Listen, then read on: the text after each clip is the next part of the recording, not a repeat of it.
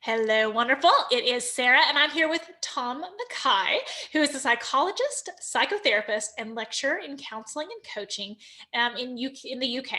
So he's been working with individuals and groups, helping them to improve their lives for over 20 years, as well as being an expert on several television shows. And today he's an expert on the Toxic Person Proof podcast. How are you, Tom? I'm great, thanks, Sarah. How are you? Awesome. So now you work with Angela, right? Tell us a Uh, bit more about that and the relationship maze and what you guys do.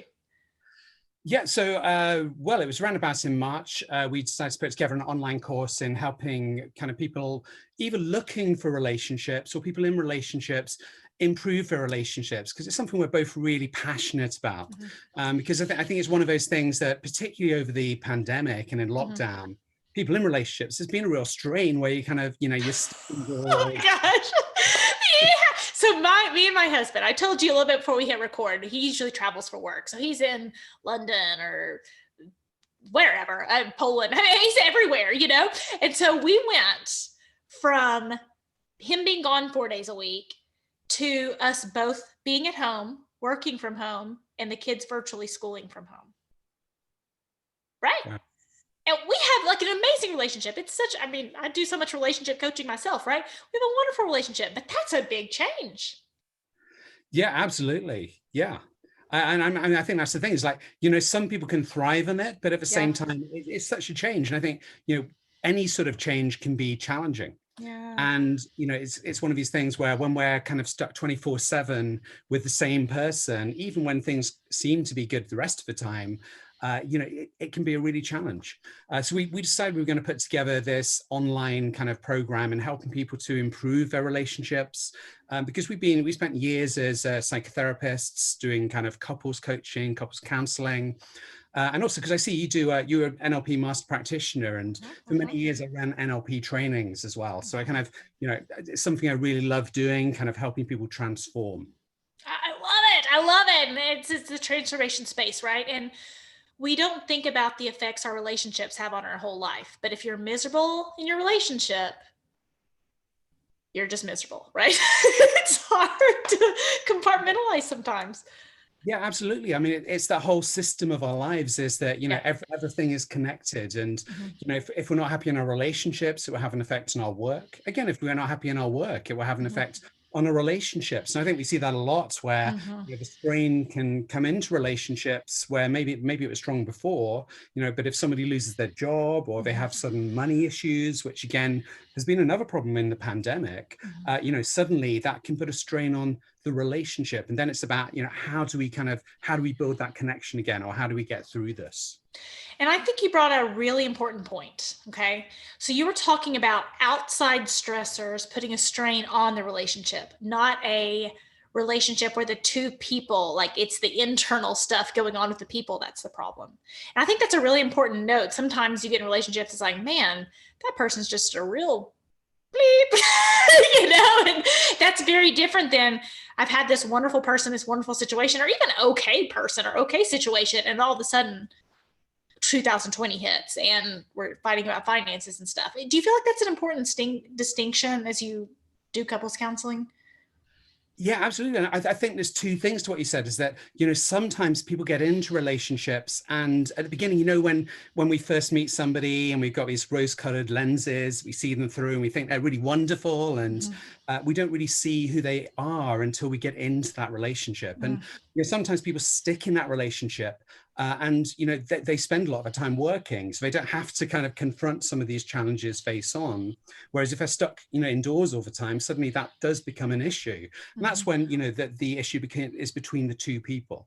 But also it's very much what goes on inside of ourselves. And certainly for me in the work that I do in couples therapy, it's very much you start within you, because it's how you perceive the other person, and it's how much self-awareness you have. Because most of us, we're not really aware of our own emotions, our thoughts at a very deep level. And until we start to look inside and become aware of actually what's going on within us, it's very difficult to communicate properly with somebody else. That's a really important point that I note, like within healthy relationships, because a lot of the things I help women do is like ask for what you need. not gameplay, not hope if I drop hints they get it. And my husband, he's a project manager. He's got a promotion or something since then. I don't even know what he does now, but he has been a project manager in the past, right? And that project management language of like, this is what I need you to do. Okay, I will do it, or I will not do it, right? Versus, well, no, I'm fine. I'm having a fine day. All these little like games that sometimes I usually work with women. I love women, but I'll say a lot of women, they kind of do that. It's this kind of almost like passive aggressive way to ask for what they need rather than admitting to themselves and their partner, this is what I need. Yeah, and what you just said is a really important point as well, because I think a lot of the time people don't express what they need, and sometimes people are afraid to do that. Even, recently I had a Facebook kind of ad campaign going, and someone made a comment about, the problem is you should never be needy. And I think this is one of the things. There's a difference between expressing your needs and being needy. Very important. And I think and we talk a lot about kind of attachment styles. Okay. And when you have a kind of secure attachment, that's where kind of dive into that. My ladies always want to talk about that. Okay, so just you can roll with that or as much as you want. They would be very happy if you would talk about that. It's very much based on, in terms of kind of our experience of relationships in the past, and even the relationships we had with our parents or initial carers. And, if we kind of experienced love and a good relationship in the past, then we were having a secure attachment style. And those secure attachment styles, we tend to stick with the other person. And it's in those styles where we can really express our needs and both kind of help to meet each other's needs. But it's when we have kind of a more anxious attachment style where maybe in the past we've had a relationship that went horribly wrong, or our carers when we were really young didn't really care for us as well as they could have, that we may be kind of anxious about the other person leaving us.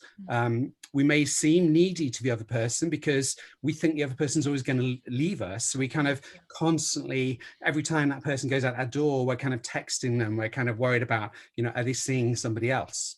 Or the other type is avoidant attachment styles, where somebody may kind of, they kind of shut off their emotions, or if the other person gets too close, they then kind of push the other person away, and and that can be a real challenge as well. And I think it's very much when we have that combination of anxious and avoidant.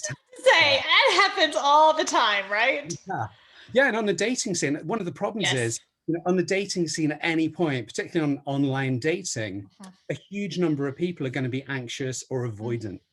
And avoidance a lot, because avoidants don't tend to stick in relationships for a considerable length of time. So you find that they're the people that you probably see a lot on the dating sites time after time, because as soon as they get into a relationship that gets too close, they tend to push the other person away. So if I was in the dating scene, thank goodness I'm not. If I was in the dating scene, right, and I was wanting to avoid someone with an avoidant attachment, what would be some advice you would give me? That's a really important question. Really good question. I think it's first of all, I think actually the first thing is to become aware of your own attachment style as well, and kind of be aware, do we get worried if the other person doesn't respond to our calls within a certain length of time? Can you clarify what a certain length of time is? Because that's a big question some of my ladies have, and I'm like, that is not enough time to be worried, but I would love your thoughts on that. Yeah, it's really difficult to quantify, and I think it depends on, how open the other person is, because, first 2 weeks of knowing each other. Yeah, well, if you've known each other for a couple of weeks, you text the other person, they could be in work, they could be kind of busy through the day, they could be in meetings. Everybody listen to him, everybody listen. Because he doesn't like me, it's all over. I'm horrible, I'm never gonna be alone for the rest of my life, right? I don't mean to make fun. It's hard, dating's hard, this stuff is hard. This is why there's so many experts in this area. Yeah, absolutely. And exactly like you said, it's that internal dialogue we have where I think like, are they seeing somebody else? Are they interested? Do they not find me attractive? That's our internal voice that often tells us we've got an anxious attachment style. And of course, if the other person doesn't respond for a few days, then that's kind of clearly going to be an issue. But at the same time, it's just being aware and kind of being open. And I think being clear about when we're kind of dating somebody else, if we do have to go away, if we're going to be busy, we just let the other person know, and then that expectation set at the beginning. I think having that openness is important from the start. Is that just being clear about those boundaries and what we need. And I think Yes, and knowing what you need and then saying it.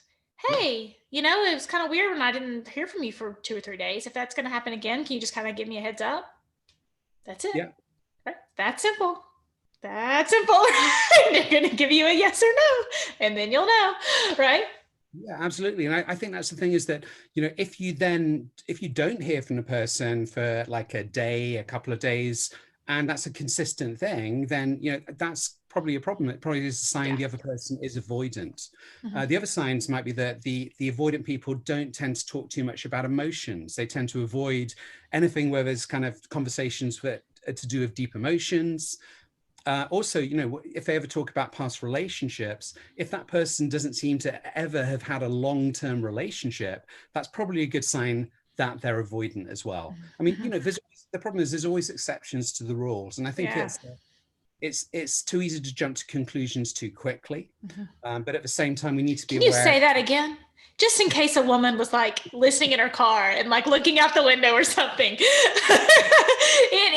We have to collect data, right? We have to give the time to have the data, and like it's a pattern, right? If they do it one time, that may not be a red flag. If that's a pattern they have, that's a problem, right? Yeah, absolutely. And actually, going to NLP, one of the things that would often talk about in NLP was that if it happens once, it could be a coincidence. If it happens twice, well, there might be something going on. But I think if it happens 3 or more times, then you've got a pattern. So it's just noticing those patterns and noticing the combination of different behaviors. And at the same time as well, like even if we really like that person, one of the biggest challenges is if we're an anxious attachment style, the sort of person that really wants to have a connection, but the other person is avoidant. We often find avoidance more attractive because, they give us these everything you're saying, I'm like, say it again. Yes, we tend to go for avoidance, right? Because we find them more attractive. And then what were you saying? I don't want to interrupt you. I just want to make sure they put a circle. If I was reading you as a book right now, I would circle the things. I want to put a circle around it for our listeners. Yeah. Yeah, absolutely. We often get attracted to the wrong type of person if we have an anxious attachment style. So because the avoidant gives us mixed signals, sometimes they seem kind of like they want to be passionate, they want to be loving, but as soon as you get any connection, they withdraw. So we get these ups and downs. It's a bit like a drug, is that they're like a drug, and we need this fix of trying to get into this relationship with them and finding them attractive. And as soon as we get that, we get these rose-colored lenses, and we stop seeing who they are. And that's the real problem, is that if that happens and we get into a relationship with them, it can be really dangerous for us. It can be really destructive. So that's what my book's about, right? And I am obsessed with, because we have all these lists of red flags. Yet we so often, if you lined up a group of 13-year-old girls and said, are these red flags? They'd say yes.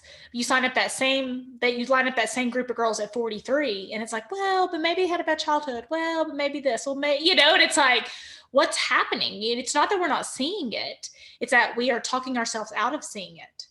I have found in most cases. Is that what you've seen?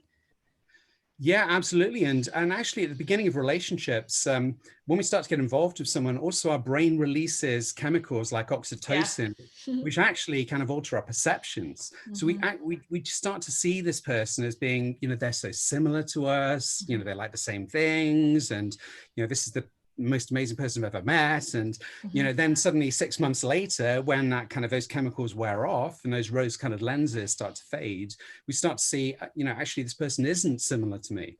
And that's why, it's like trying to upfront is being, like you said earlier, being clear about what you need, what's important to you, what are your values, what's important to you in a relationship, and finding out, what's important to the other person. Like, is it most important for them, for somebody who's caring, for somebody who's somebody who's honest, somebody who's open, what are our values in a relationship, and making sure that some of these things match up.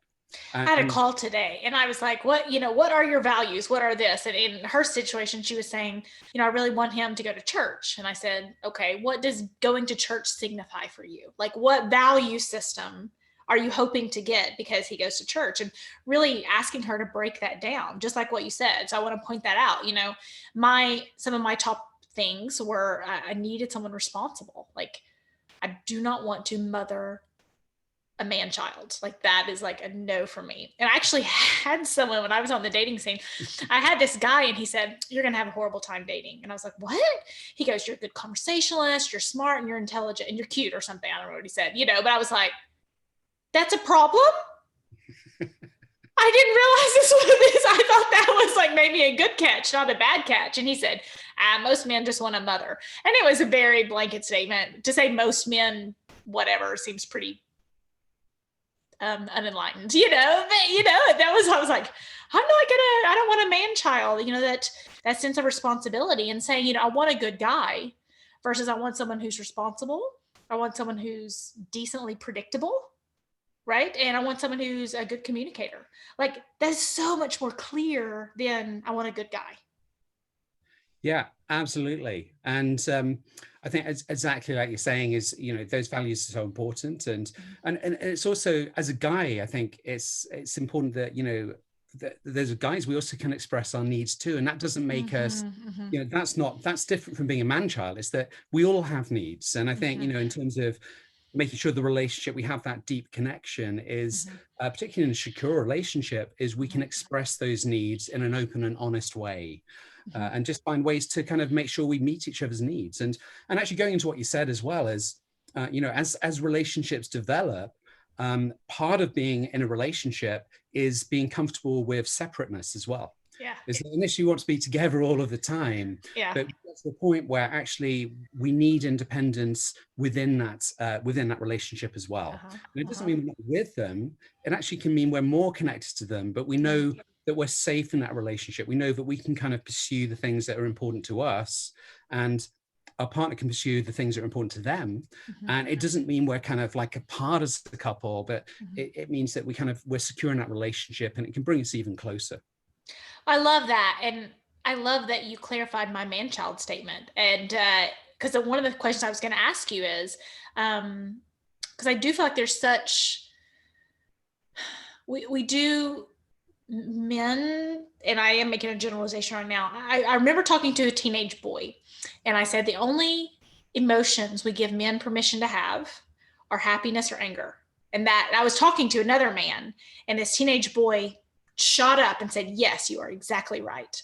And how sad, the man child's like the extreme version of somebody who can't even make himself a sandwich or something. But we also have, I feel like we are, as a society, not giving men an allowance of feelings or asking for what they need, or and we're kind of, sometimes I feel like women put men on this pedestal of like, you can take care of everything, rather than a partnership of like, you've got me sometimes and I've got you sometimes. Yeah, I think you're making a really important point. And particularly, I'm from the UK, where that kind of phrase "stiff upper lip" is so I've got several ladies from the UK in my group. Yeah.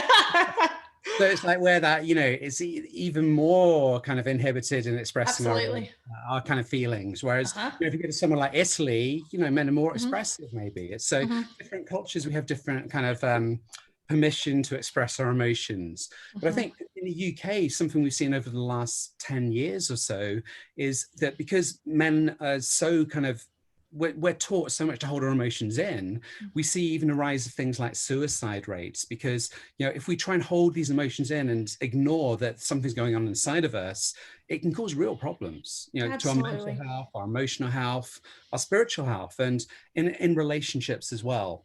And it's about looking inside, acknowledging those relationships, being aware of them, and just accepting them and learning how to deal with them is vital if you want to have a really close relationship, and for both people in a relationship.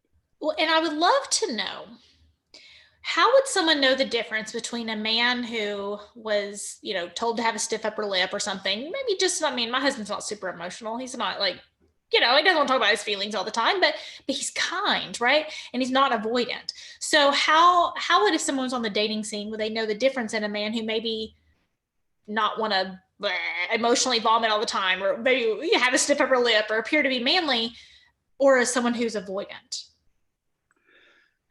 That's a great question. And I think it's about asking a person about situations where they felt kind of emotions, like you maybe asking a person, what's Yeah. about in your life, or just even at some point, maybe not on a first date, but at some point, asking them about some of their past relationships, maybe not too deep, but just exploring. Because if the person's saying, yeah, all of my past dates, all of my past kind of relationships, the other person was a real nasty piece of work. If they seem to blame the other person a lot, that could be a sign that there's something within themselves as well. They're in this pattern again. So it might be kind of, these might be kind of cues if they're avoiding talking about some of those, some of the feelings and emotions to do with past relationships or any area of their life. I think, it's talking about topics which might bring up emotions and noticing, is the person comfortable talking about things where, there's some emotional content there. Love it. I love it. That's great. So maybe questions like, even, I don't know, I'm trying to think of some questions. Like if I was on a date and I was trying to figure this out, like what would I would say? So you talked about, I think a good lead in was asking what you're excited about or passionate about, right?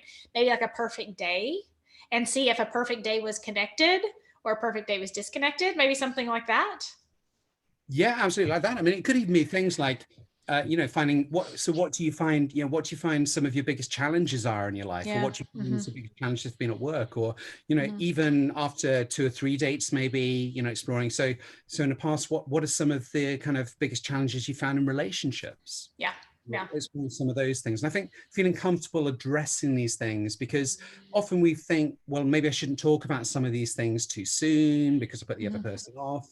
But the sooner we know if this person is kind of avoidant or is somebody that could be toxic for us, then I think the better. So it's kind of, I think it's feeling free to really be honest about your needs, how you feel, even fairly soon as we start to date somebody. And I loved how you said, what challenges are you facing? Because that's not an open, it didn't feel like you were saying, hey, let's spend the day talking about all the worst things that ever happened to us. Like that's a very different context or brand. Because I tell my ladies, I said, she who needs therapy is not your dating brand. You don't want your dating brand to be like, and then he did this, and then he did this, and then this, right? It's like, neediness is not sexy. Don't let your dating brand be she who has not healed yet or she who needs therapy. So a really important distinction, I think, is just kind of saying, what type of challenges have you faced versus, and then what happened? And then what happened? It kind of, so it doesn't, the ladies I've worked with, a lot of times it kind of snowballs and they spend like 2 hours talking about the worst things that ever happened to them. I was like, that was your second date? Is like rehashing all the stuff with your exes, and like, it just doesn't usually go that well. It doesn't really go that well, as you would imagine. Yeah. That is awesome. So through your 20 years, if you had, because most of my listeners are females, what would be your biggest relationship advice or dating advice or insight into men that you would give them after 20 years in this field, or 20 plus years? Biggest insight into men. That's a challenging question. I think the biggest insight in general is the more you know yourself, the more you can develop a great relationship with somebody. The more you kind of start to look at kind of your own experiences in the past and patterns from your past, the more you can understand your own emotions and how you respond to things, the less we will start to kind of project things onto the other person. And that's one of the big is, our own unresolved issues we've got ourselves, we tend to project onto somebody else.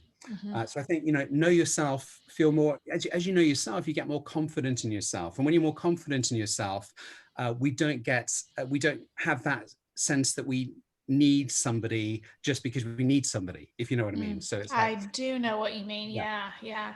And so do you have any other tips on moving into that secure attachment style if someone feels they're listening and they think, oh, I think I'm avoidant or I feel anxious? What are some a strategy that you would use to help them get into a more secure attachment style? this is really, really important, and I think there's several things you can do. It starts, and it takes time. It's not like an Sure, overnight. sure. Yeah. And so people say, how can I become toxic person proof in 3 minutes? Go. And so I understand the enormity of what I asked you. Yeah, I think it's like looking at some things like your internal self-talk and Mhm, things like cognitive behavioral therapy. You can get great books on that where you start to mhm, kind of think, rechange, and kind of challenge how you talk to yourself. Because a lot of the time we talk to ourselves like, we don't hear from somebody for, like we talked about, for 6 or 7 hours, and we think, mhm, does this person not like me? So it's becoming aware of that and changing that is so mhm. important.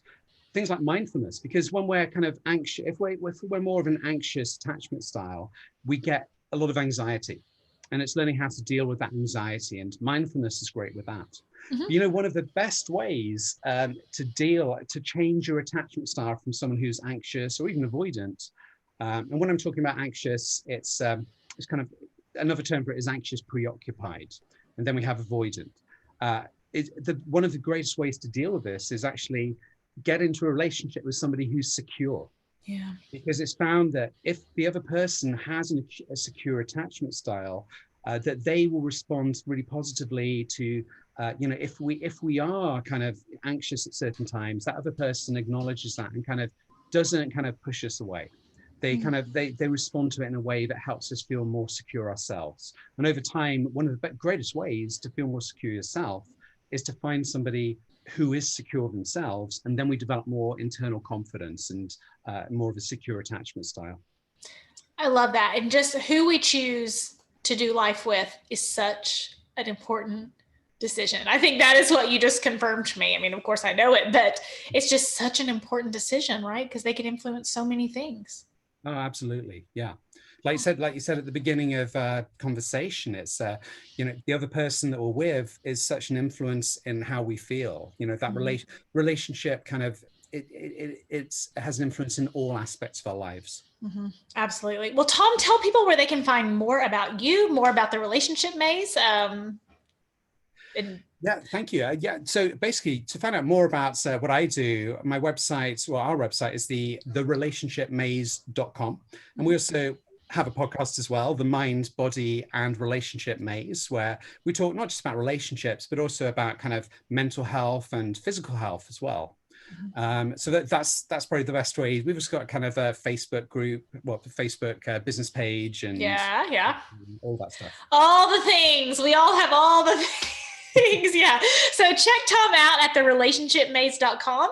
And Tom, thank you so very much for helping us on our journey to become toxic person proof. Thank you.